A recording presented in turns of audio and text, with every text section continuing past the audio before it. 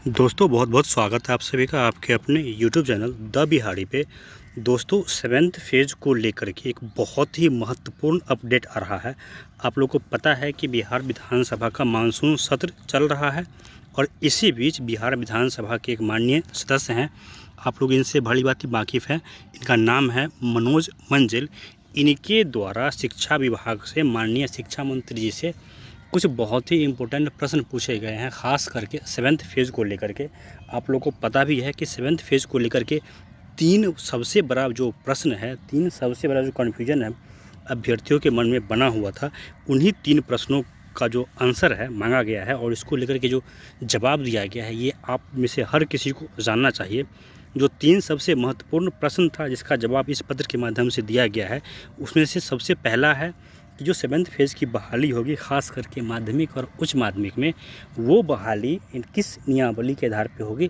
नियमावली 2020 के आधार पे होगी या फिर जो कहा जा रहा है कि नई नियमावली बन के आ रही है, नियमावली 2022, उसके आधार पे होगी। दूसरा सबसे बड़ा प्रश्न जो है वो ये है कि क्या जो बहाली होगी वो ऑफलाइन होगी या ऑनलाइन होगी। और तीसरा महत्वपूर्ण डाउट जो हर अभ्यर्थी के मन में, 7th फेज़ के अभ्यर्थी के मन में बना हुआ है, वो ये है कि जो 7th फेज़ बहाली होगी उसमें ख़ास करके माध्यमिक उच्च माध्यमिक के लिए डोमिसाइल नीति लागू की जाएगी या नहीं की जाएगी।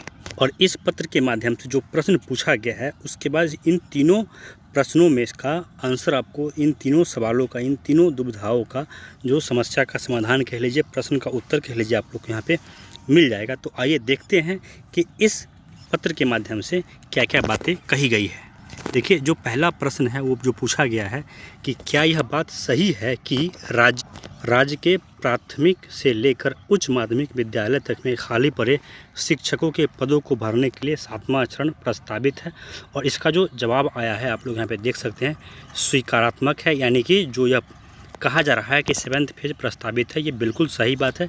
7th फेज़ होना है, ये शिक्षा मंत्री और शिक्षा विभाग की तरफ से कहा गया है कि हाँ 7th फेज़ अब प्रस्तावित है। इसके बाद देखिए, जो दूसरा प्रश्न पूछा गया है, क्या यह बात सही है कि राज्य में संचालित प्राथमिक से लेकर उच्च माध्यमिक विद्यालयों तक के शिक्षकों की नियुक्ति में ऑनलाइन एवं सेंट्रलाइज तरीके से आवेदन नहीं लिया जाता है एवं डोमिसाइल नीति भी लागू नहीं है। यानी कि इसमें क्या पूछा गया है इनसे कि क्या बिहार में अभी जो नियम है, जिस तरह से बहाली अभी होती है, उसमें ऑनलाइन सेंट्रलाइज नहीं ली जाती है और जो डोमिसाइल नीति है यानी कि सिर्फ बिहार के अभ्यर्थी ही इसमें एलिजिबल हो, ऐसा भी कोई नियम नहीं है।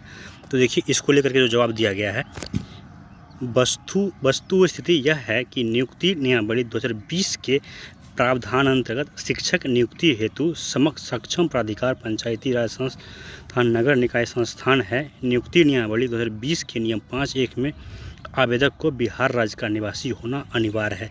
यानी कि डोमिसाइल नीति ऑलरेडी लागू है एज पर नियमावली 2020 के हिसाब से ही अगर देखा जाए तो जो डोमिसाइल नीति है वो लागू है। लेकिन देखिए, साथ ही साथ ऑनलाइन और सेंट्रलाइज को लेकर के कोई बात यहाँ पे नहीं कहा गया। इसके बाद देखिए, जो तीसरा प्रश्न पूछा गया है, यदि उपयुक्त खंडों के उत्तर स्वीकारात्मक हैं तो क्या सरकार 7वें चरण में ऑनलाइन एवं सेंट्रलाइज तरीके से आवेदन लेकर डोमिसाइल नीति लागू करके शिक्षकों की नियुक्ति करने का विचार रखती है? हाँ तो कब तक, नहीं तो क्यों? इसमें देखिए इसका उत्तर है, वस्तु स्थिति यह है कि राज्य के माध्यमिक उच्च माध्यमिक विद्यालयों के विस्तार एवं सुदृढ़ीकरण के क्रम में बड़ी संख्या में शिक्षकों की आवश्यकता के आलोक में संविधान के 73वें एवं 74वीं संविधान संशोधन के आलोक में माध्यमिक एवं उच्च माध्यमिक शिक्षक के नियोजन का विकेंद्रीकरण करने एवं शिक्षकों की नियुक्ति की जिम्मेदारी पंचायती राज संस्था नगर निकाय संस्था की सौंपी गई है। नियुक्ति हेतु आवेदक को बिहार राज्य का निवासी होना अनिवार्य है। यानी कि देखिए, इस जवाब को, अच्छा इसमें जो भी बातें हैं, बाकी जो डेट वगैरह है आप देख सकते हैं कि इनके द्वारा यह पत्र दिया गया जाता है, ये सब आप लोग को ऑलरेडी पता ही है, इसमें कुछ कहने की बातें नहीं। लेकिन जो मेन बिंदु है यहाँ पे समझने वाली वो ये है कि डोमिसाइल नीति बिहार में लागू है। यानी कि अब 1 से लेकर के 12 तक में शिक्षक बनने के लिए बिहार का निवासी होना ज़रूरी है।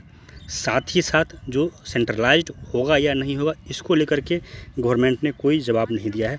लेकिन देखिए, इस पत्र के आने के बाद जो नॉट इन मेरिट के अभ्यर्थी हैं, ख़ास करके जो नॉट इन मेरिट के फर्जी फ्रॉड यूट्यूबर्स हैं, उन्होंने यह भ्रम फैलाना शुरू कर दिया है, यह कन्फ्यूजन क्रिएट करना शुरू कर दिया है कि जो बहाली होगी 7वें फेज़ में माध्यमिक उच्च माध्यमिक की, वो बहाली होगी आपको 2020 के नियमावली के आधार पे। लेकिन देखिए, इस पत्र में ऐसा कहीं नहीं कहा गया है कि 7वें फेज़ की जो बहाली होगी वो किस नियमावली के आधार पे होगी। यहाँ पे सिर्फ और सिर्फ वस्तु स्थिति जो अभी एट प्रेजेंट है, यानी कि अभी से पहले जो, यानी अगर आज का आप लोग डेट देखें तो अभी तक जो नियम लागू है बिहार में, जिस आधार पे बहाली होती है, उसकी चर्चा यहाँ पे की गई है। और जब भी हमारे द्वारा या फिर जो भी लोग सचिवालय जाते हैं, खास करके जो मेरिट के अभ्यर्थी या नॉट इन मेरिट के अभ्यर्थी जो ये चाहते हैं कि बहाली STET के मार्क्स पे हो, वो अगर ये बात कहते हैं कि नियमावली 2022 बन के तैयार है, तो उसका आधार ये होता है कि कहीं ना कहीं से जो सोर्सेस हैं, जो एक तरह से आप लोग कह सकते हैं कि जो लोग सचिवालय जाते हैं, अधिकारियों से बात करते हैं, तो बहुत सारी बातें होती हैं जो अधिकारी ऑफिशियली नहीं कहते हैं, लेकिन अनऑफिशियली बहुत सारी बातें कह देते हैं। और वो भी इस बात का एश्योरेंस लेते हैं कि इन चीज़ों को आप लोग पब्लिक डोमेन में ना रखें तो ही सही है। तो कहीं ना कहीं जो बातें निकल के आ रही है, नियमावली 2022 तैयार है, वो सच में तैयार है, उसमें कहीं से 1% भी झूठ नहीं है, उसमें कहीं से भी 1% भ्रम नहीं है।